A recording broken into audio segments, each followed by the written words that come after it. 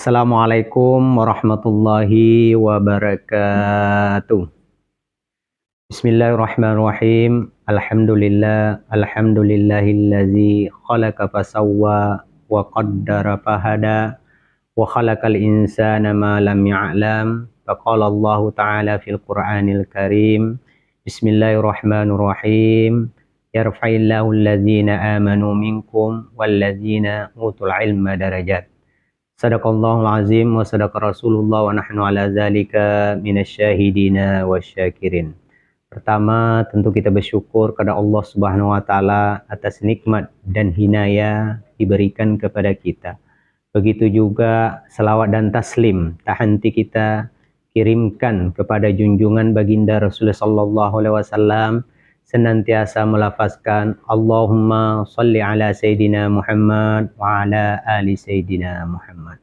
Pada kesempatan yang penuh berkah ini, kami akan memberikan sebuah materi atau kultum yang berjudul bagaimana pentingnya menuntut ilmu atau bagaimana pentingnya suatu ilmu, karena kita hidup di dunia ini tidak lepas yang namanya ilmu. Sebagaimana yang selalu diingatkan kita di dalam Al-Quran, bahkan Al-Quran seolah-olah bertanya kepada kita, hal yastawil ladzina ya'lamuna alladzina la ya'lamun. Seolah-olah Allah bertanya kepada kita, apakah sama orang yang berpengetahuan, artinya orang yang berilmu dan orang yang tidak berilmu?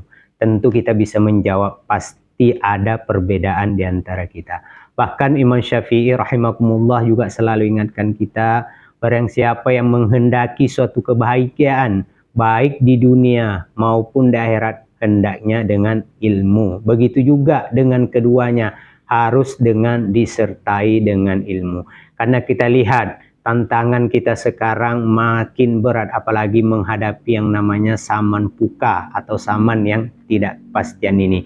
Tentu harus ada pengembangan ilmu. Walaupun ilmu-ilmu yang selama kita pelajari, baik sifat ayat-ayat Qur'aniyah Allah, apa yang telah Allah firmankan, apa yang telah Allah nukilkan di dalam hadisnya, begitu juga ayat-ayat kauniyahnya, artinya apa yang Allah telah bentangkan di hadapan kita. Tentu kita harus padukan antara dua ayatnya Allah, baik secara Qur'aniyah, begitu juga secara kauniyahnya Allah. Artinya dengan dua ini harus dipadukan melalui sebuah lembaga atau lembaga pendidikan. Contohnya yang ada di Tembilahan ini, Universitas Islam Indragiri.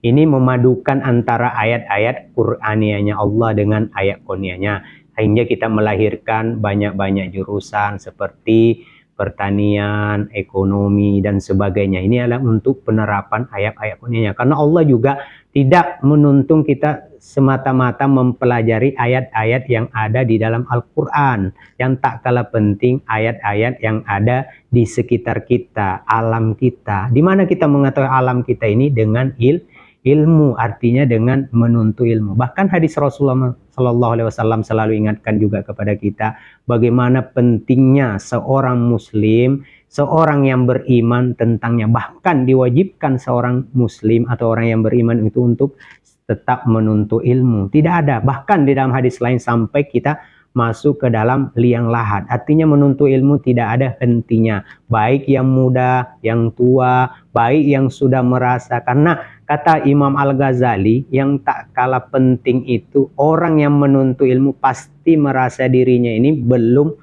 ada sesuatunya. Tapi orang yang sudah puas itu pasti dia sudah merasa tidak perlu lagi menuntut ilmu. Makanya mari kita sama-sama bagaimana pentingnya ilmu di tengah-tengah kita, terutama bagi pribadi kita. Saya beri contoh perumpamaan sangat sederhana. Bagaimana amal ibadah kita bisa diterima di sisi Allah kalau tanpa ilmu. Kita lihat kita sholat umpamanya. Bagaimana kita bisa khusyuk kalau kita tidak mengenal, tidak memahami apa yang kita baca. Di mana kita untuk mengetahui apa yang kita baca itu dengan ilmu. Apakah ilmu menerjemahkan Al-Quran, memahami bahasa Arab, mengartikan dan sebagainya. Artinya banyak macam ilmu yang harus kita pelajari sehingga juga kita dekat kepada Allah Subhanahu wa taala. Karena tanpa ilmu yakinlah kita. Bahkan di dalam sebuah riwayat Allah selalu ingatkan, bahkan dalam dialog iblis dengan Baginda Rasulullah SAW, siapa yang ditakuti bukan ahli ibadah, tapi ahli ilmu. Kalau masalah ahli ibadah ini, banyak aku sudah jerumuskan, bahkan sudah 70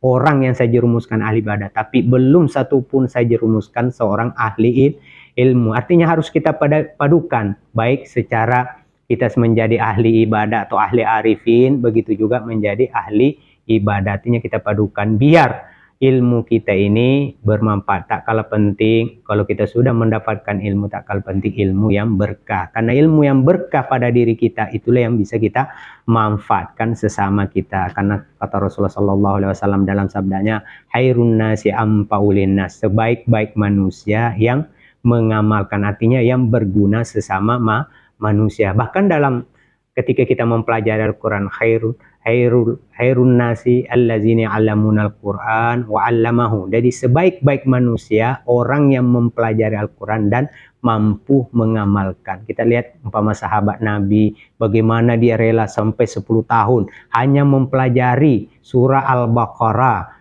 Baru dia, cuma kelemahannya kita ini kadang cepat hatam Al-Quran tapi tidak ada yang kita amalkan satupun. Tapi sahabat Nabi tidak mau pindah dari satu ayat ke ayat lain sebelum mampu mengamalkan. Jadi kuncinya kalau kita sudah dapat ilmu, kita tentu yang paling penting adalah keberkahan terhadap ilmu apa yang kita pelajari. Dan kita selalu berdoa apa yang kita tuntut dan berkah bagi kita, bagi bangsa dan negara, sehingga kita bisa menuntut ilmu, terutama menuntut ilmu yang lebih tinggi ke jenjang pendidikan S1 yang ada di Tembilahan ini, Universitas Islam Indragiri. Mungkin itu dapat saya sampaikan, lebih dan kurangnya mohon maaf. Assalamualaikum warahmatullahi wabarakatuh.